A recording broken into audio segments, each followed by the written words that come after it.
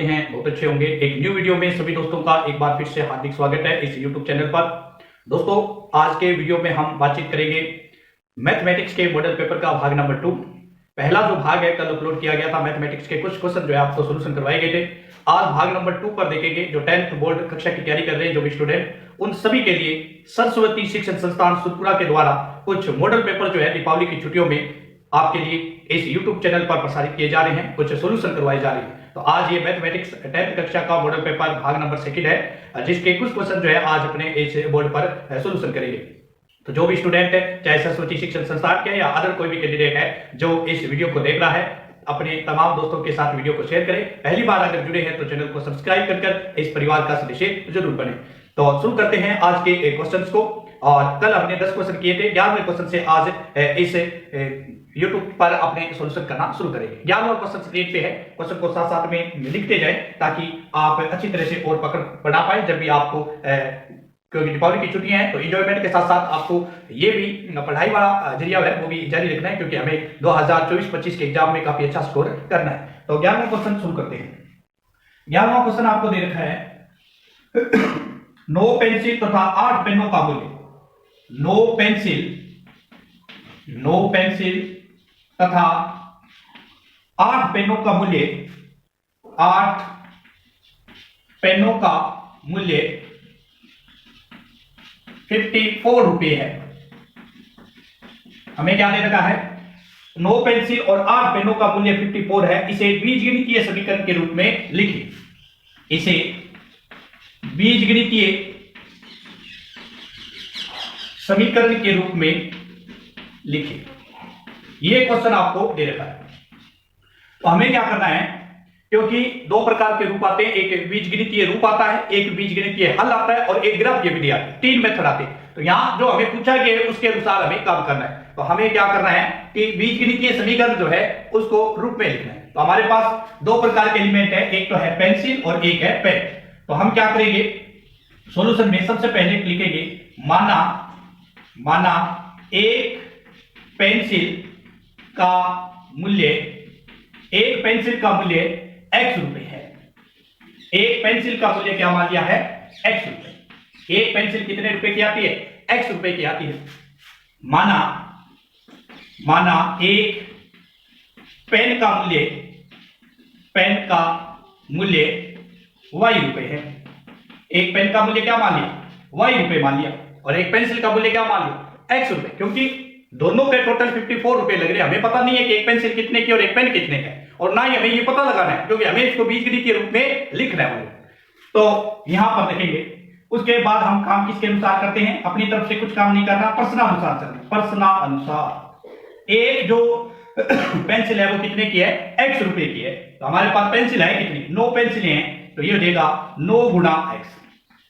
एक pen y रुपए का है और पेन है कितने? 8 है। तो ये हो जाएगा 8 गुना y बराबर कितना? 54। इसको सॉल्यूशन करेंगे 9x, ये हो जाएगा 8y बराबर 54। ये हमारा आ जाएगा कौन सा रूप आ गया? ये इसका बीजगणितीय रूप आ गया। कौन सा रूप आया? बीजगणितीय रूप आ गया। और ये हमसे पूछा गया था कि इस इक्वेशन का बीजगणितीय रूप आप कैसे ज्ञात करें। नेक्स्ट क्वेश्चन पे चलते हैं। आगे वाला क्वेश्चन है बिंदु 3,4। नेक्स्ट क्वेश्चन दे रखा है बिंदु 3,4 की x अक्ष से दूरी ज्ञात कीजिए। x अक्ष से दूरी ज्ञात कीजिए। तो इसके लिए हमें क्या करना है सॉल्यूशन के अंदर? इसके लिए हमें एक डायग्राम बनाना है। ये रफली डायग्राम बनाओ। अब यहां पर बिंदु देखो 3 और 4 है, तो यहां पर 1-1 सेंटीमीटर का गैप लो। 1, 2, यहां पे 3 और इधर 4। ये आपको पता है x अक्ष होती है। यहां बिंदु लेंगे, ये y अक्ष है। 1, 2, 3, ये y अक्ष है। अब देखो x अक्ष, पहला मान x का होता है और दूसरा मान y का होता है। x का मान कितना है? 3 वाला ये रहा, और उसके बाद y का मान है 4, ये वाला। इसको मिलाओ, इसको आप ऊपर लेके जाए, डैश करके ऊपर लेके, और 4 की बिल्कुल सीध में लेके जाएंगे और इसको भी मिला देंगे। तो ये वो पॉइंट आ जाएगा, पी पॉइंट ये, और इसके कोऑर्डिनेशन कितने? 3,4 जो हमें दे रहे। अब हमें इस पी की लेंथ बतानी, तो आप पी देखेंगे यहां से यहां तक यहां से यहां तक की दूरी कितनी है, पी, तो ये वाली दूरी कितनी है, यहां से यहां तक 4 है, तो ये वाली डिस्टेंस है 4, और ये वाली डिस्टेंस देखो आप यहां से यहां तक, तो ये डिस्टेंस कितनी है, यहां से 0 3 है, तो ये वाली कितनी आएगी 3। अब हमें किसकी दूरी पूछिए, एक्स एक्स से दूरी पूछिए, तो ये पी बिंदु है, एक्स ये वाला भाग है, तो एक्स एक्स से दूरी कितनी है 4। अगर वाई एक्स से पूछता दूरी, तो वाई का पी का वाई की साइड देखो, ये वाई एक्स है, तो ये कितनी आती 3, एक्स एक्स की पूछिए तो आंसर कितना आएगा 4, वाई एक्स का पूछ लेता तो आंसर कितना आता 3 आता। ठीक है, नेक्स्ट क्वेश्चन है स्क्रीन पे। नेक्स्ट क्वेश्चन दे रखा है कि 14 सेंटीमीटर त्रिज्या के गोले का संपूर्ण पृष्ठीय क्षेत्रफल ज्ञात कीजिए। 14 सेंटीमीटर गोले का 14 सेंटीमीटर गोले का संपूर्ण पृष्ठीय क्षेत्रफल ज्ञात कीजिए। 14 सेंटीमीटर त्रिज्या का गोला है, उसका संपूर्ण पृष्ठीय क्षेत्रफल ज्ञात करना है। तो संपूर्ण पृष्ठीय क्षेत्रफल कैसे ज्ञात करेंगे, गोला जो है सॉल्यूशन में क्या देखेंगे, गोला, इस गोले की जो त्रिज्या दे रखी है, गोले की त्रिज्या आर का मान कितना दे रखा है 14 सेंटीमीटर, कितना दे रखा है 14 सेंटीमीटर। अब देखते हैं कमेंट में लिखो गोले का संपूर्ण पृष्ठीय क्षेत्रफल का सूत्र क्या होगा, सारे लिखे कमेंट में कि संपूर्ण पृष्ठीय क्षेत्रफल का सूत्र क्या होगा। तो गोले का जो संपूर्ण पृष्ठीय क्षेत्रफल, गोले का संपूर्ण पृष्ठीय क्षेत्रफल, तो गोले के संपूर्ण पृष्ठीय क्षेत्रफल का सूत्र होता है 4 पाई आर स्क्वायर। पता है ना, पाई के दो मान होते हैं, वैसे तो पाई का मान तो एक ही होता है, परिमेय संख्या होती है पाई 22/7, लेकिन 22/7 रखना है या 3.14 रखना है वो डिपेंड करता है त्रिज्या। त्रिज्या का मान अगर 7 के पहाड़े में आ रहा है तो ऑफकोर्सली हम 22/7 रखते हैं। तो 4 गुना पाई की जगह कितना रखेंगे 22/7, त्रिज्या कितनी है 14, और यहाँ पर आर स्क्वायर है तो 14 की क्या हो जाएगी स्क्वायर। तो 4 गुना 22/7 स्क्वायर है, तो 14 को कितनी बार लिखेंगे 2 बार, स्क्वायर है तो 2 बार लिखेंगे ना। अब इसको काटो, 7 एकम 7, 7 दूनी 14 हो गए, इधर गुना कर दो, ये हो गया 44 और ये हो गया 28। अब गुना करो, 28 चौके कितने होते हैं 28 चौके, 28 चौके कितने होते हैं 56, 28 चौके कितने होते हैं 112, हासिल आए 11, फिर 28 चौके हुए 112, 112 और 11 कितने होते हैं 112 और 11 कितने होते हैं, तो टोटल करेंगे आप 112 और 11, तो ये हो जाएंगे 123। साथ में क्या आएगा वर्ग सेंटीमीटर, क्या आया है ये आ गया 1232 गोले का पृष्ठीय क्षेत्रफल। इसका गोले का पृष्ठीय क्षेत्रफल आ चुका है। नेक्स्ट चलते हैं आगे की तरफ, चलो आगे की तरफ मूव करते हैं। तो आगे क्या है, आगे हमें दे रखा है क्वेश्चन 6 मीटर ऊंचे एक खंबे की छाया। नेक्स्ट क्वेश्चन है 14वां, 6 मीटर ऊंचे एक खंबे की छाया, 6 मीटर ऊंचे एक खंबे की छाया 2√3 मीटर लंबी है, 2√3 मीटर लंबी है। तो सूर्य का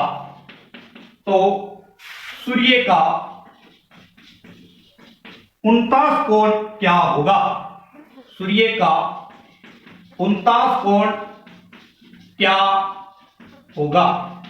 ये क्वेश्चन दे रखा है कि एक खंबा है जो 6 मीटर ऊंचा है, अगर कोई खंबा है वो ऊंचा है तो उसकी छाया तो बनेगी ना, तो छाया है 2√3, तो हमें बताना है कि सूर्य जो है कौन सा, ये जो खंबा है कौन से एंगल को बनाएगा, उन्नयन कोण, 49 कोण या उन्नयन कोण एक ही मतलब होता है। तो सॉल्यूशन करने से पहले डायग्राम बनाना पड़ेगा। डायग्राम ये हमारा खंबा, ये आकृति दिखाई दे रही है क्या सभी, ये क्या है खंबा है, तो इसकी छाया यहां तक जा रही है, इसको मिला दो, ये छाया इसको मिला दो, ये बन गया एक त्रिभुज ABC। खंबे की ऊंचाई कितनी 6 मीटर, अरे ऊंचाई कितनी है 6, छाया का मतलब ये आधार 2√3 हो गया, ये है आधार, ये है लंब और ये है कोण थीटा। इस थीटा का मान हमें ज्ञात करना है उन्नयन, और अच्छी तरह से आपको पता होना चाहिए जब भी समकोण त्रिभुज हमें दे रखा है या त्रिभुज दे रखा है, तो उसके अंदर हमें वही मान सूत्र लगाना है जो हमें मान दे रखे। तो यहां पर एक तो लंब दे रखा है और एक आधार दे रखा है। लंब और आधार में बताओ किसका फॉर्मूला होता है? लंब बटा आधार। अरे लंब बटा आधार किसका सूत्र होता है? tan theta. लंब कितना है? लंब है 6, आधार कितना है? 2√3 बराबर कितना? tan theta. कैसे? अब देखो 2 एका 2, 2 तिया 6, ऊपर बचा 3 बटा में √3 बराबर tan थीटा। अब आप tan की पहाड़े में tan की टेबल में देखेंगे सारणी में, तो आपको 3 बटा √3 वाला कोई मान नहीं मिलेगा। तो अब हम क्या करें? इस 3 को थोड़ा सा हल करें। 3 को अगर मैं लिख दूं √3 गुणा √3 तो कोई प्रॉब्लम नहीं होनी चाहिए। और बटा में कितना है? √3 बराबर कितना है? tan theta. इस 3 को ये लिखे, √3 से √3 क्या हो गया? कैंसिल। तो हमारे पास √3 बराबर क्या बचा? tan theta. अब देखो tan थीटा की टेबल में कि √3 किसका मान है? तो ये 60 का मान होगा। तो थीटा नियन कोण कितना आ जाएगा? 49 कोण कितना आएगा? 60 डिग्री का एंगल बनाएगा। नेक्स्ट चलते हैं क्वेश्चन नंबर 15 की ओर। 15वां क्वेश्चन देखें। 15वां क्वेश्चन दे रखा है 20 मीटर ऊंचे नदी के पुल से एक नाव का अवनमन कोण 30 डिग्री है, तो नाव को पुल तक पहुंचने में कितनी दूरी तय करनी होगी? 20 मीटर ऊंचे नदी का पुल, 20 मीटर ऊंचे, 20 मीटर ऊंचे नदी के पुल से, 20 मीटर ऊंचे नदी के पुल से एक नाव का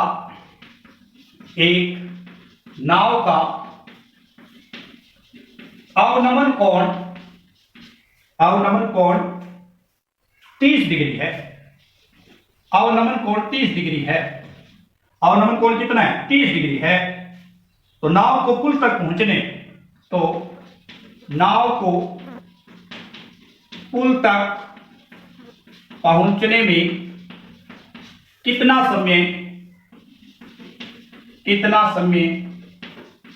लगेगा? कितना टाइम लगेगा? कितना टाइम लगेगा वो बताना है। कितनी दूरी तय करनी? टाइम नहीं, टाइम दूरियों में चल रहा है। कितनी दूरी तय करनी? डिस्टेंस पूछिए, कितनी दूरी तय करनी होगी? तो लो दूरी तय करते। तो सबसे पहले ये देखो, ये है जी नदी के ऊपर एक पुल, ये वाला पुल दिखाई दे रहा है क्या? ये आकृति में देखिए, ये पुल, और कितना मीटर ऊंचा है? 20 मीटर। नदी का पुल कितने मीटर ऊंचा है? 20 मीटर है। अब ये 20 मीटर ऊंचा पुल है और अवनमन कोण आपको पता है शिखर पर बनता है। धरातल पर बढ़ने वाले कोण उन्नयन कोण होते हैं और शिखर पर बढ़ने वाले कोण अवनमन कोण होते हैं। अब यहां पर एक कोण बढ़ रहा है जिसका नाम है अवनमन कोण, और कितने डिग्री का? 30 डिग्री का। अब सेम इसकी प्रोसेस देखेंगे तो यहां आएगा भी, ये वाला कोण अगर 30 डिग्री का है जो अवनमन है, तो डेफिनेटली ये वाला कोण भी कितना होगा? 30 डिग्री का है, क्योंकि ये दोनों कैसे कोण है? एकांतर कोण है, और एकांतर कोण एकांतर कोण का मान क्या होता है? बराबर होता है। ये आप 30 डिग्री का एंगल है, अवनमन कोण का तो ये डेफिनेटली ये 30 होगा। इसका नाम दे दो ABC। अब देखो हमसे क्या पूछा? नाव यहां पे है, यहां पे है नाव, यहां की नाव, तो यहां पर नाव है, ये क्या है? नाव। और ये क्या है? ये है पुल। ये क्या है? पुल, और ये है नाव। इस नाव को पुल तक पहुंचना है, तो नाव A पॉइंट पे है और पुल B पॉइंट पर है। इसका मतलब ये हुआ कि हमें क्या बताना है? A B के बीच की दूरी बतानी है। और A B यहां पर किसका काम कर रहा है? आधार का। B C किसका काम कर रहा है? लंब का। अब बताओ लंब और आधार में किसका सूत्र होता है? कमेंट में लिखें, लंब और आधार में किसका सूत्र होता है? तो लंब बटा आधार, लंब बटा आधार क्या होता है? tan theta. लंब बटा आधार क्या है? tan theta. लंब कितना? लंब दे रखा है 20 मीटर। आधार कौन सी भुजा है? आधार है AB। थीटा कितना है? थीटा है 30 डिग्री। अब 20 बटा में AB, tan 30 का मान कितना होता है? 1 बटा √30। 30 का मान 1 बटा √30, 30 से मल्टीप्लाई करो, AB बराबर कितना आएगा? 20√3 आएगा। एक आंसर तो ये। अब कोई कहे नहीं सर मैं तो इसको और आगे लेके जाऊंगा, और आगे लेके जाएगा तो √3 का मान रखना पड़ेगा। √3 का मान कितना होता है? 1.732। 20 का गुणा करो, जीरो का गुणा तो कर दिया, 2 का गुणा करो, 2 दुए 4, 2 तिये 6, 2 का 4 से किया 14, 2 एकम 2 3, पॉइंट कितने अंक वाला 1 2 3 3 छोड़ो 1 2 3। इसका मतलब ये हुआ कि उस नाव को 34.64 मीटर की दूरी क्या करनी पड़ेगी, तय करनी पड़ेगी, तब जाकर ये नाव जो है पुल तक पहुंच पाएगी। नेक्स्ट क्वेश्चन देखें स्क्रीन पे।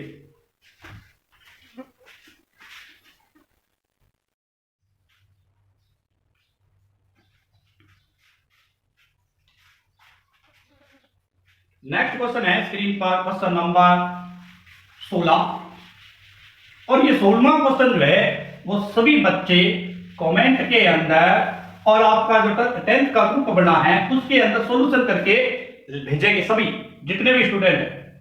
और क्वेश्चन ये है 16वां क्वेश्चन नोट करें। सिद्ध कीजिए कि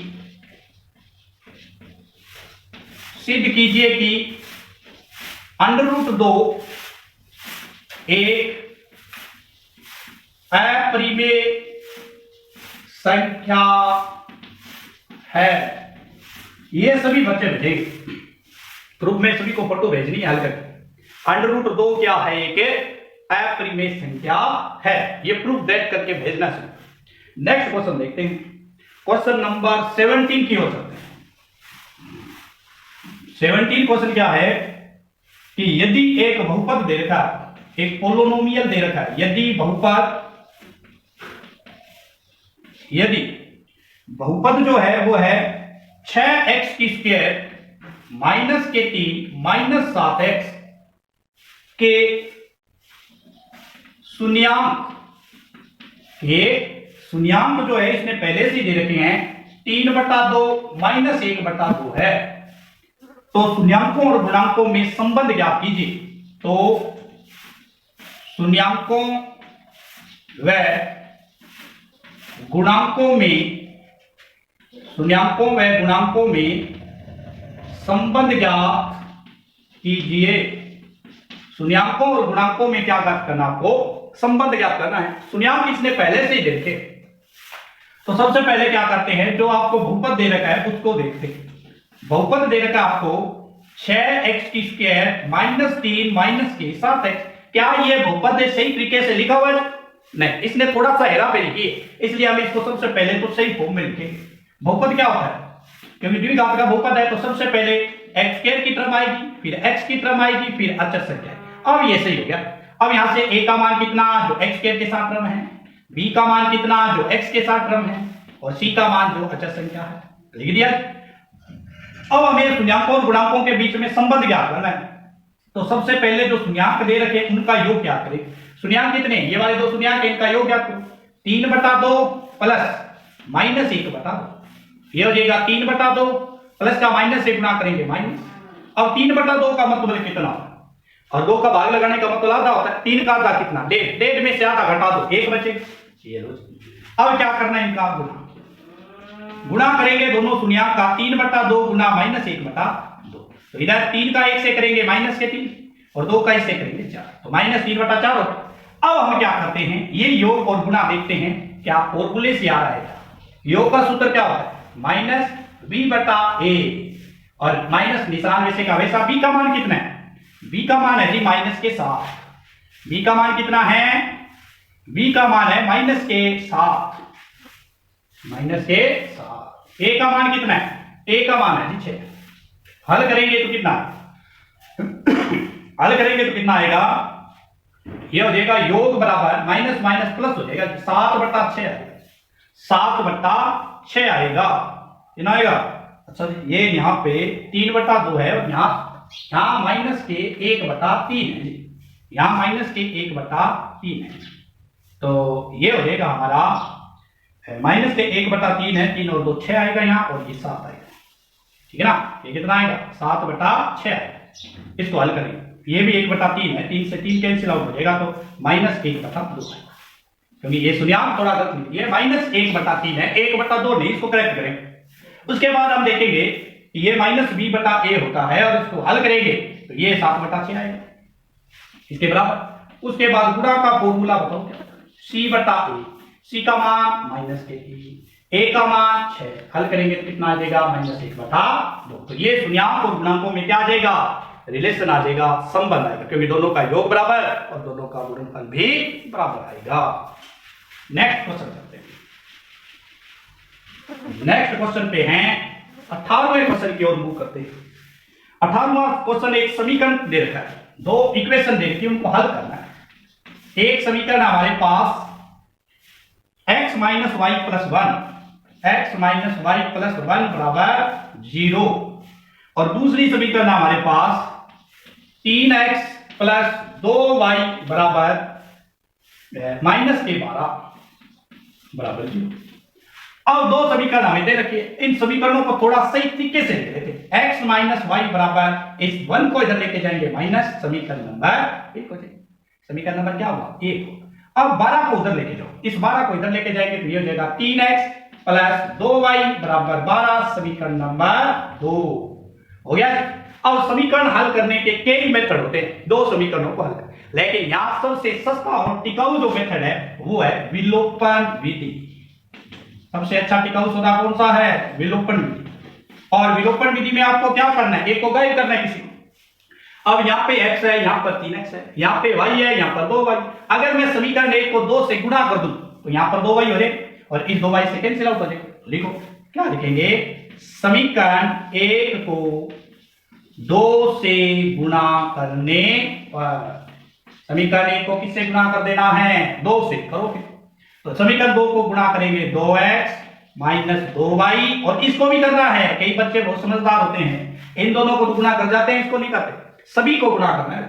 2x 2y और माइनस के 2, इसके नीचे लाके दूसरी समीकरण लिख दो, 3x प्लस के 2y बराबर 12।